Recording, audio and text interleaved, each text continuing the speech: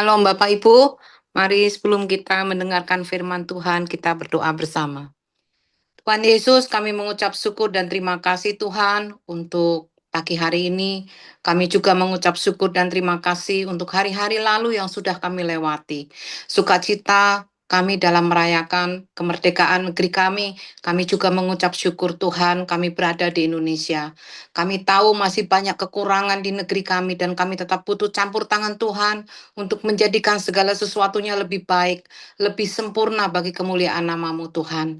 Hari ini hamba akan menyampaikan firman-Mu, Tuhan jamah, Tuhan urapi, dan terima kasih untuk anugerah-Mu, di mana hamba diberikan kesempatan untuk menyampaikan firman-Mu. Biarlah setiap yang mengikuti Zoom pada pagi hari ini, Tuhan berkati dengan hati yang tenang, hati yang mampu untuk mengerti dan memahami firman-Mu, dan pada akhirnya kami semua dapat melakukannya dalam kehidupan kami. Terima kasih Tuhan Yesus, di dalam nama Tuhan Yesus kami berdoa dan mengucap syukur. Haleluya, amin. Selamat pagi Bapak Ibu semua.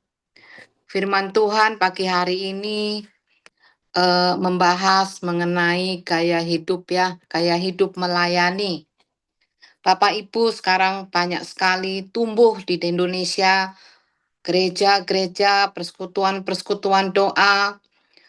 Sungguh Tuhan luar biasa karena diizinkan bertumbuh dengan luar biasa di negeri kita tercinta.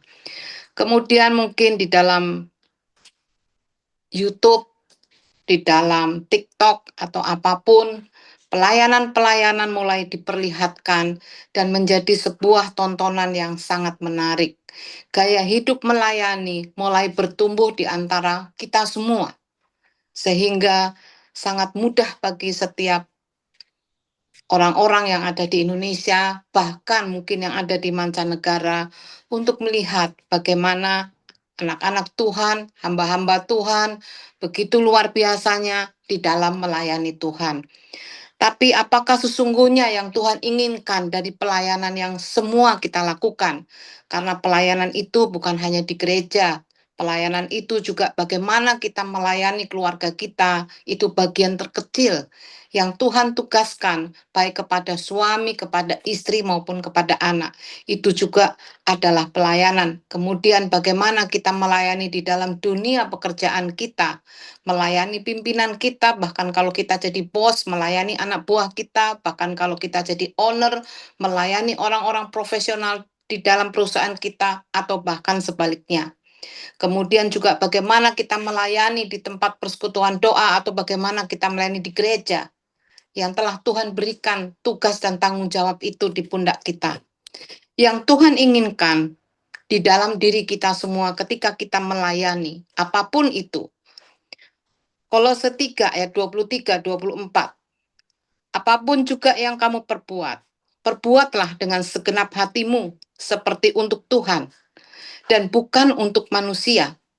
Kamu tahu bahwa dari Tuhanlah kamu akan menerima bagian yang ditentukan bagimu sebagai upah. Kristus adalah Tuhan dan kamu hambanya.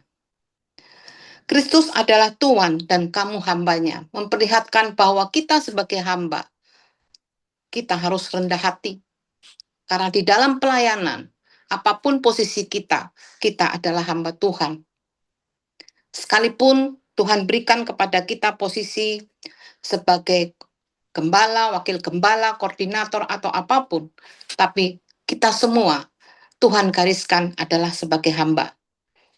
Ketika kita dipercaya untuk melayani dalam bidang apapun, itu berarti Tuhan mempercayakan sebuah tanggung jawab yang harus dijaga dengan sungguh-sungguh. Sungguh-sungguh di sini bukan berarti aktivitas. Di dalam keluarga kita sungguh-sungguh bersifat sebagai suami. Di dalam keluarga kita sungguh-sungguh bersikap sebagai istri, melakukan tanggung jawab kita. Bersikap sebagai anak, bersikap sebagai orang tua. Demikian juga di dalam dunia pekerjaan kita. Atau bahkan khususnya di dalam dunia pelayanan kita. Di dalam gereja atau di dalam PD atau bahkan di dalam lingkungan RT, RW, atau apapun di mana terbentuk sebuah persekutuan-persekutuan untuk kemuliaan nama Allah. Maka pelayanan bukan sekedar aktivitas. Pelayanan adalah panggilan kudus yang menuntut hidup berkenan kepadanya. Tidak hanya jasmani, tetapi juga rohani. Godaan terbesar dari sebuah pelayanan pada masa era ada follower dan subscribe saat ini, Bapak Ibu, adalah popularitas. Popularitas bukanlah sebuah dosa, tapi popularitas adalah racun.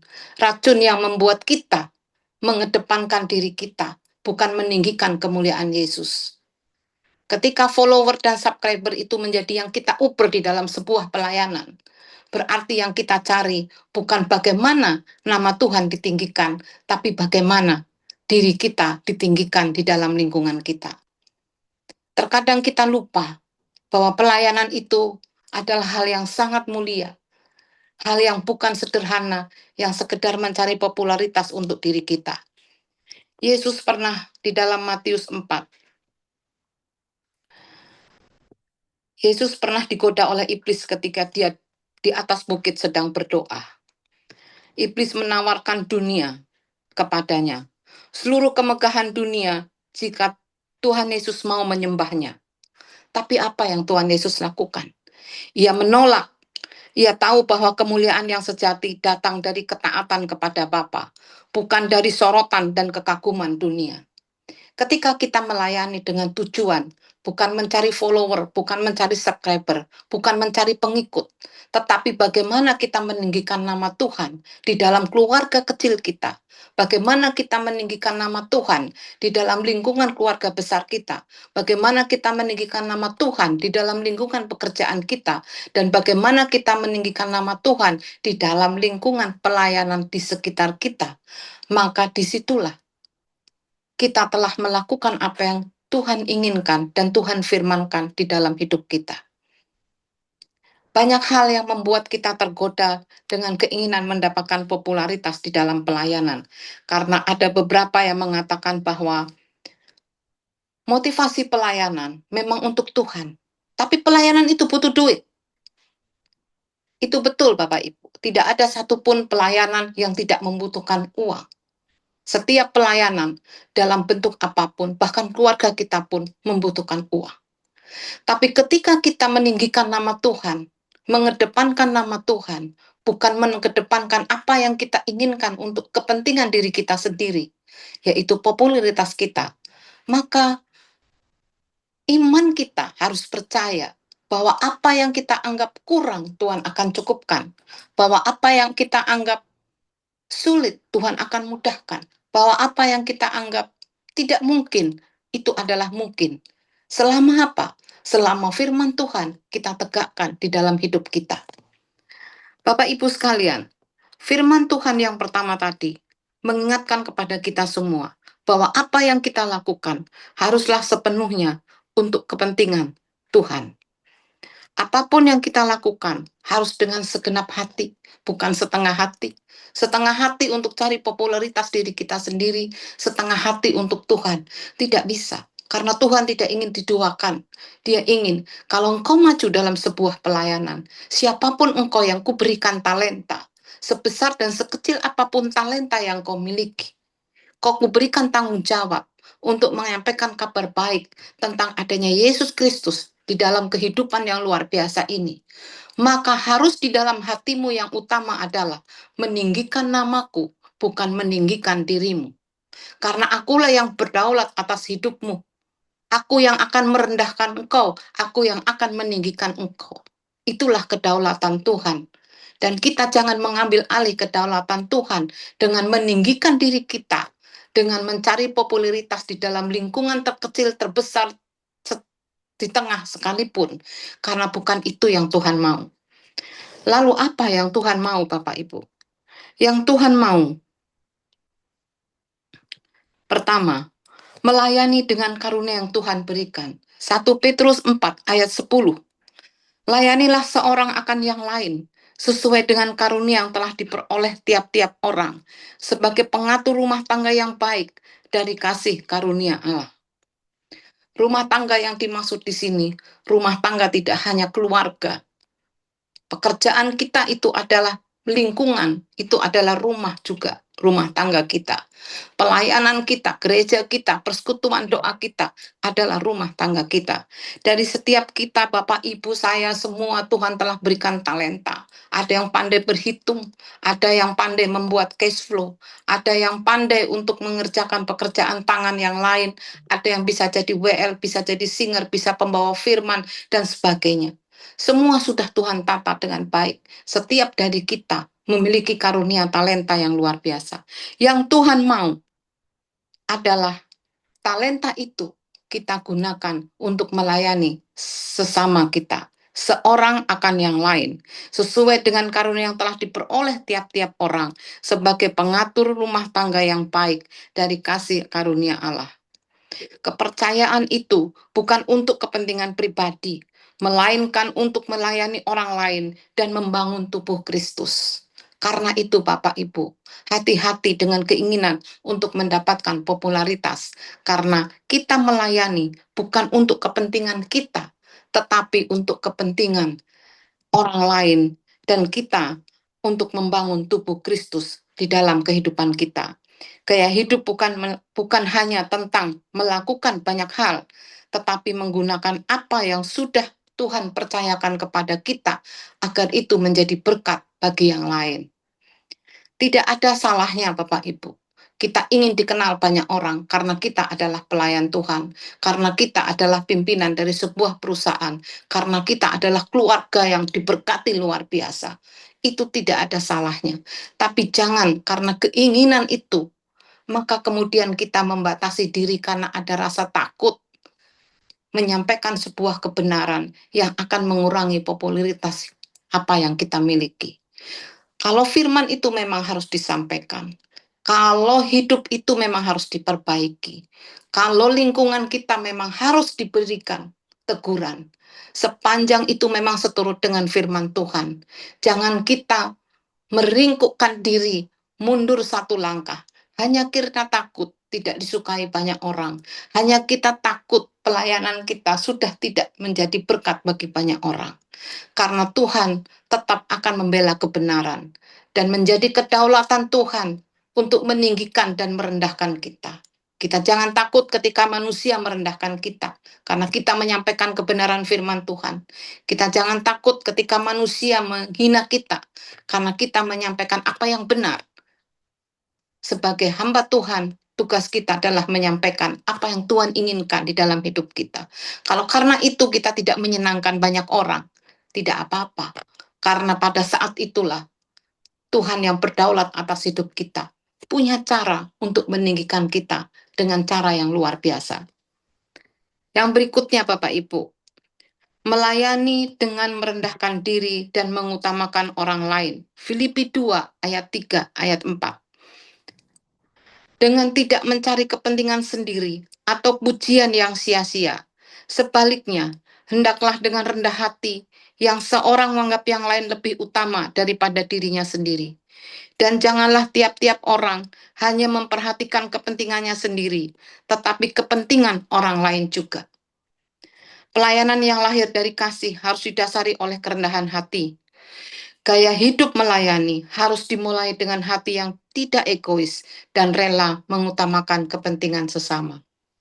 Bapak Ibu, suatu hari di tempat kami, ada seorang pengerja yang mengatakan seperti ini.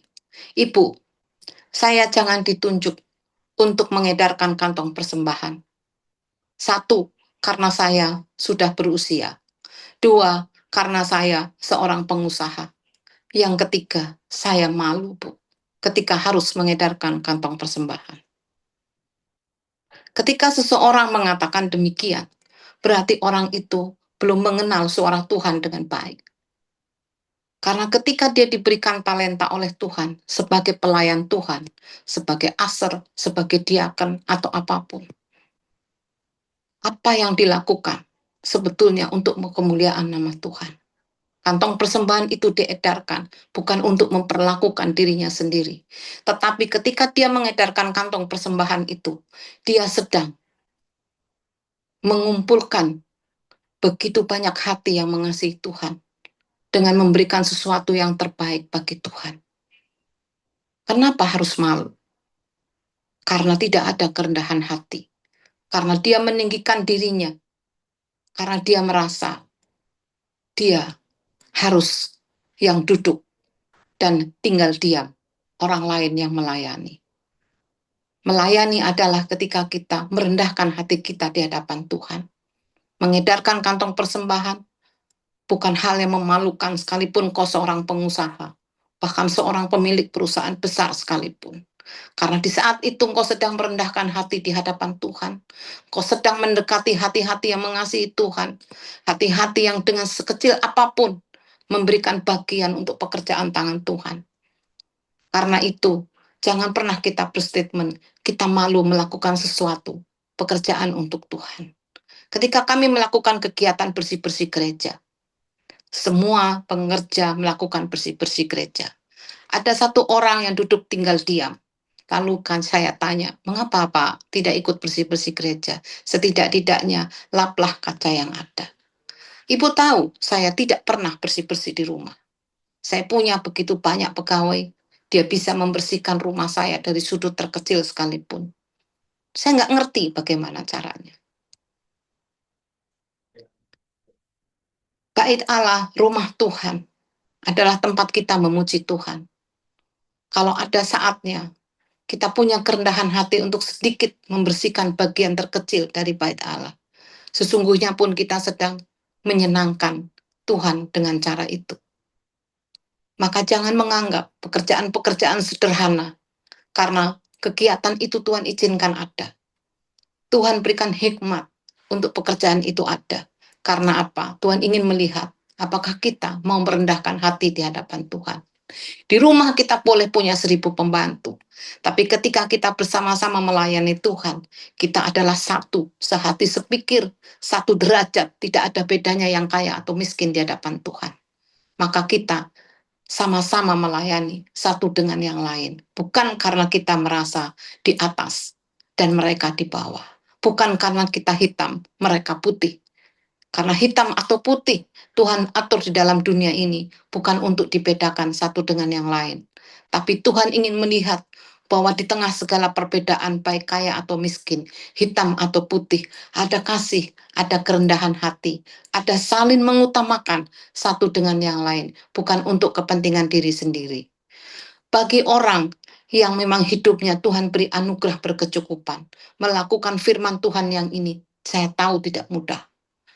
Tapi ketika proses hidup Tuhan izinkan ada, biasanya setiap orang baru tersadar bahwa apa yang dilakukannya adalah keliru. Mari sebelum Tuhan ingatkan kita dengan caranya, kita berubah. Mereka yang berdiri di tahta tertinggi yang Tuhan izinkan ada di dalam ekonomi, tetap memandang ke bawah dengan hati penuh kasih. Mereka yang berada di bawah tahta terendah yang Tuhan izinkan ada di dalam ekonomi kita saat ini, jangan pernah putus asa. Ketika engkau merasa direndahkan, ketika engkau merasa dijauhkan oleh manusia, Tuhan berdaulat atas hidupmu untuk meninggikan hidupmu, untuk meninggikan ekonomimu. Yang penting, lakukan firman Tuhan dengan segenap hatimu, segenap jiwa dan akal budimu. Yang ketiga, Bapak Ibu, melayani dengan mengikuti teladan Yesus. Karena anak manusia, Markus 10 ayat 45.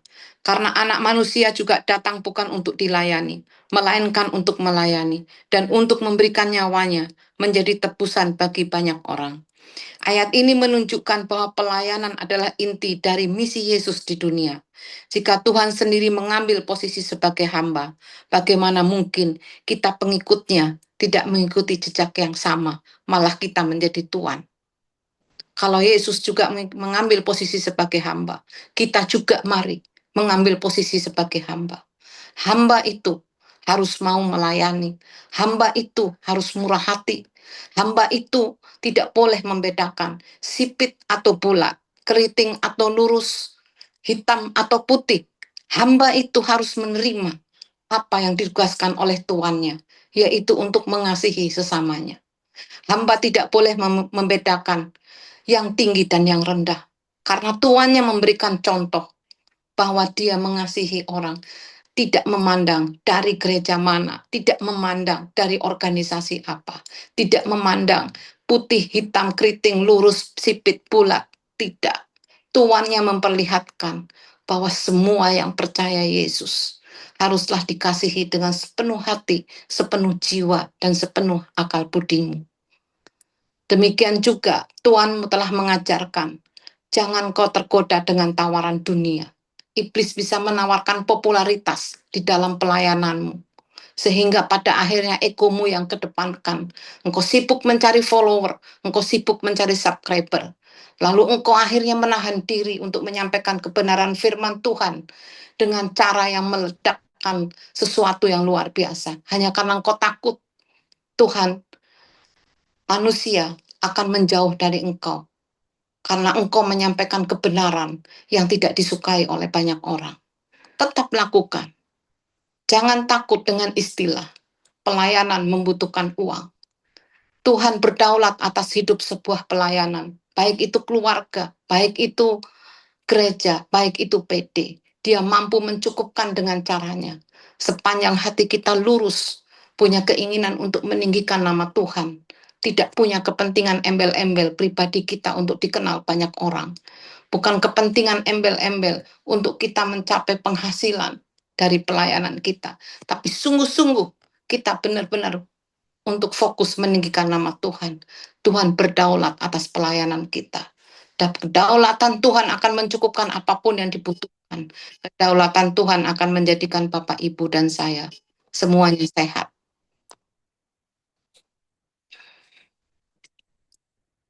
Demikian Bapak Ibu, firman Tuhan pada hari ini. Ini kok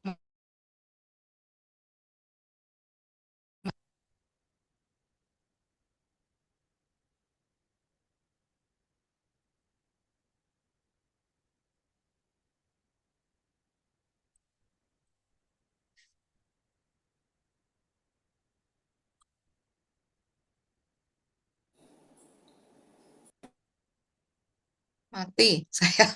Sebentar saya ganti.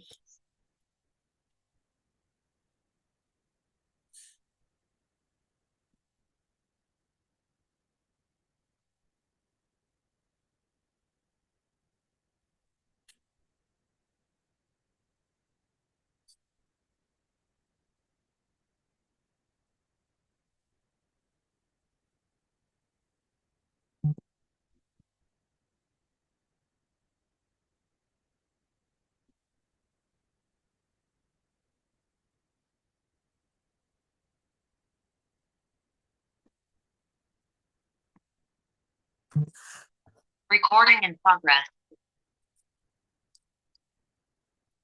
Maaf Bapak Ibu. Maaf. Mati tadi. Terima kasih Bapak Ibu, itulah firman Tuhan pada pagi hari ini. pagi hari ini. Tuhan Tuhan memberkati Bapak memberkati Ibu Bapak Ibu semuanya. semuanya. Mari kita tutup dengan Mari doa. kita tutup dengan doa.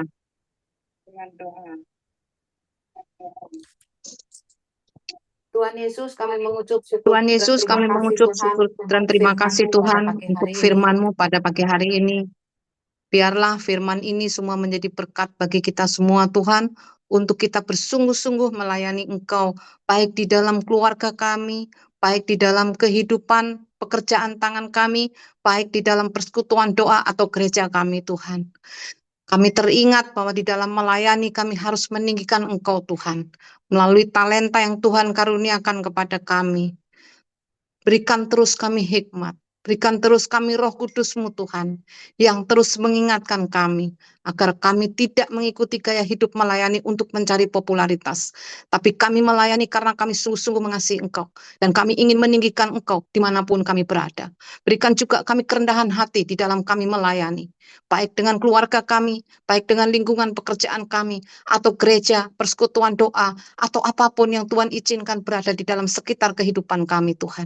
Kerendahan hati kami untuk kami mengasihi satu dengan yang lain, untuk kami mampu tidak melihat dengan mata kami, dengan telinga kami, dengan mulut kami. Sebuah perbedaan yang Tuhan izinkan ada di dalam kehidupan kami.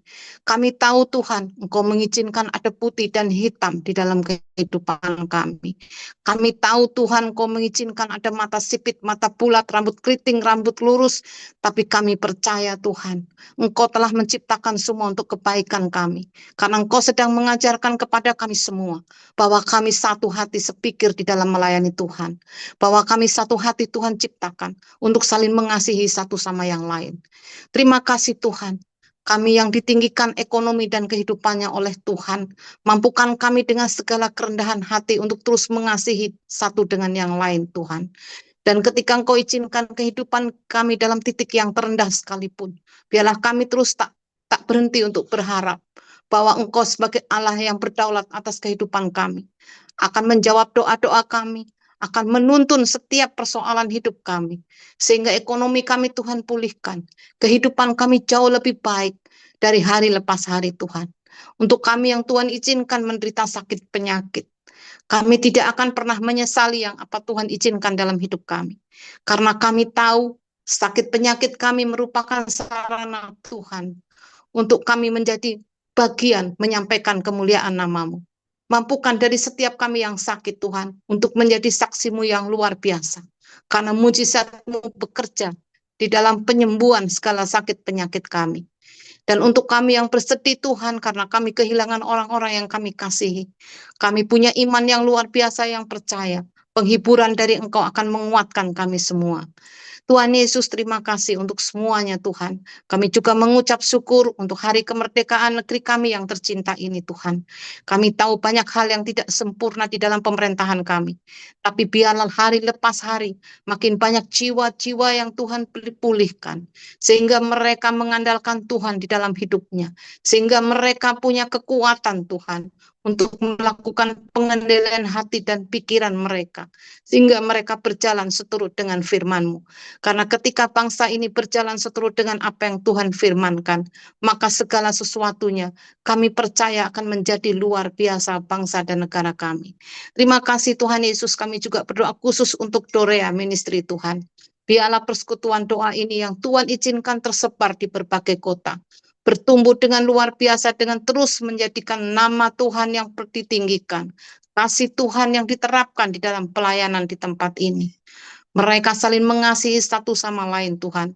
Gembala, pendiri, semua pengerja, bahkan jemaat yang ada. Sehati sepikir meninggikan Tuhan di dalam pelayanan ini. Saling mengasihi satu sama yang lain Tuhan. Saling menjadi berkat.